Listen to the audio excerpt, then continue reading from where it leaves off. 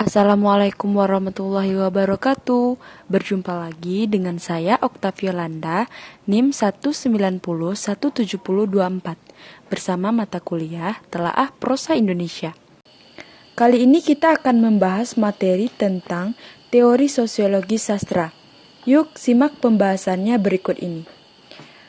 Materi yang pertama adalah hakikat sosiologi sastra. Bertolak pada pemikiran Damono, secara singkat dapat dijelaskan bahwa sosiologi adalah studi objektif dan ilmiah tentang manusia dalam masyarakat, telaah tentang lembaga dan proses sosial. Sosiologi dan sastra adalah wahana pemahaman manusia. Antara sosiologi dan sastra ada kesamaan pandang terhadap fakta kemanusiaan.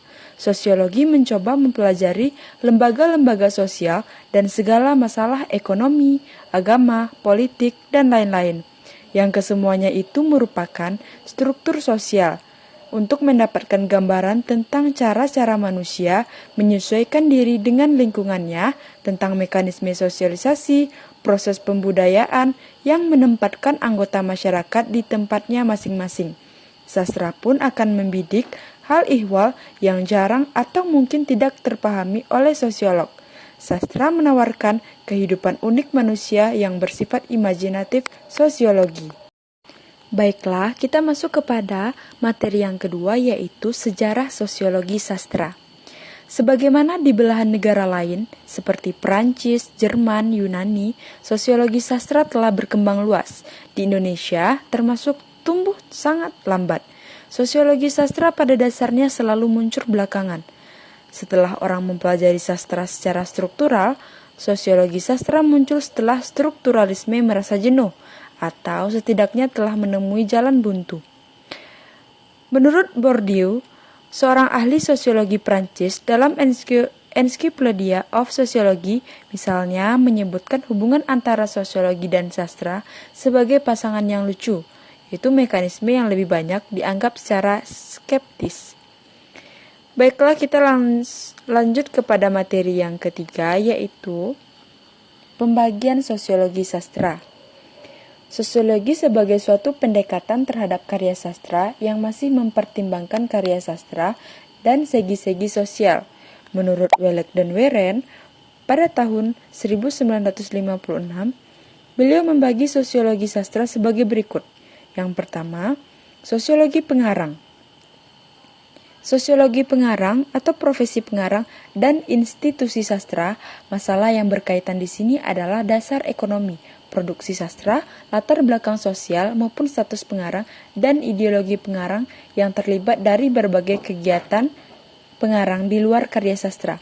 Karena setiap pengarang adalah warga masyarakat, ia dapat dipelajari sebagai makhluk sosial. Sosiologi sastra.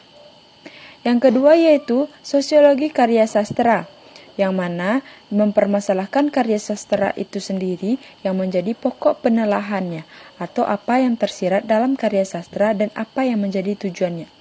Pendekatan yang umum dilakukan sosiologi ini mempelajari sastra sebagai dokumen sosial, sebagai potret kenyataan sosial.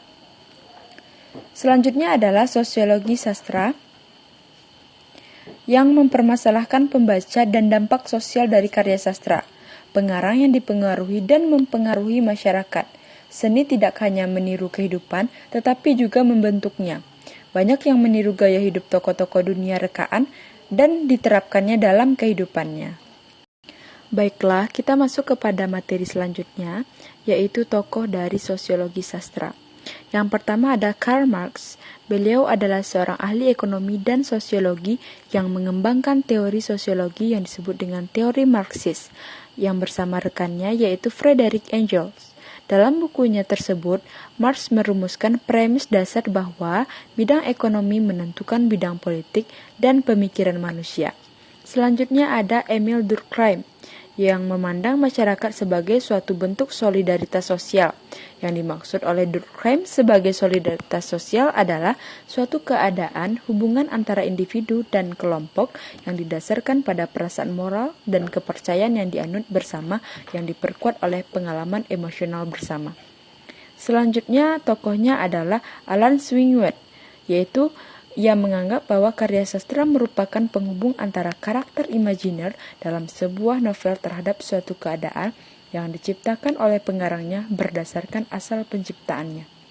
Yang terakhir, ada Gramsci, yaitu individu maupun sebuah kelompok masyarakat memerlukan kekuasaan untuk dapat memaksa orang sesuai dengan apa yang diinginkannya. Kekuasaan ini dapat dilakukan melalui dua cara, yakni dominasi maupun hegemoni. Baiklah, mungkin hanya itulah materi yang dapat saya sampaikan pada kali ini. Terlebih dan terkurang saya mohon maaf. Jangan lupa like, comment, and subscribe channel YouTube saya. Terima kasih. Assalamualaikum warahmatullahi wabarakatuh.